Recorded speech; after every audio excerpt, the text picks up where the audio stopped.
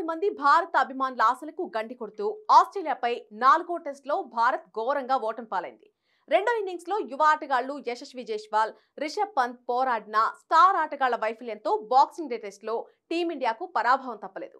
దీంతో captaincy Rohit Sharma retirement అంశం మరోసారి చర్చకొచ్చింది. ఈ పరిణామాల వేళ మాజీ క్రికెటర్ రవిచంద్రన్ అశ్విన్ చేసినటువంటి ఒక పోస్ట్ చర్చనీయాంశంగా మారిపోయింది. 4వ టెస్ట్ రెండో ఇన్నింగ్ చేతంలో టీమిండియా ఇబ్బందులు పడుతున్న సమయంలో అశ్విన్ తన ఎక్స్ ఖాతాలో ఒక పోస్ట్ చేశాడు.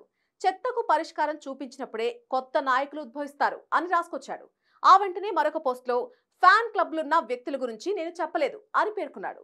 దీంతో ఈ పోస్టులు వైరల్ గా మారాయి. కెప్టెన్ రోహిత్ శర్మను ఉద్దేశించే అశ్విన్ ఈ విమర్శలు చేశాడని నెటిజన్లు కామెంట్ పెడుతున్నారు. బోర్డర్ గవాస్కర్ ట్రోఫీలో captain Rohit Sharma, star batter Virat Kohli వరుసగా విఫలమవుతున్న సంగతి తెలిసిందే.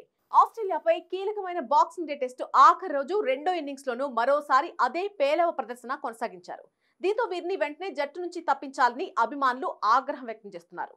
వారు టెస్ట్ క్రికెట్ నుంచి రిటైర్మెంట్ ప్రకటించే సమయం ఆసన్నమైంది అంటూ మండిపడుతున్నారు.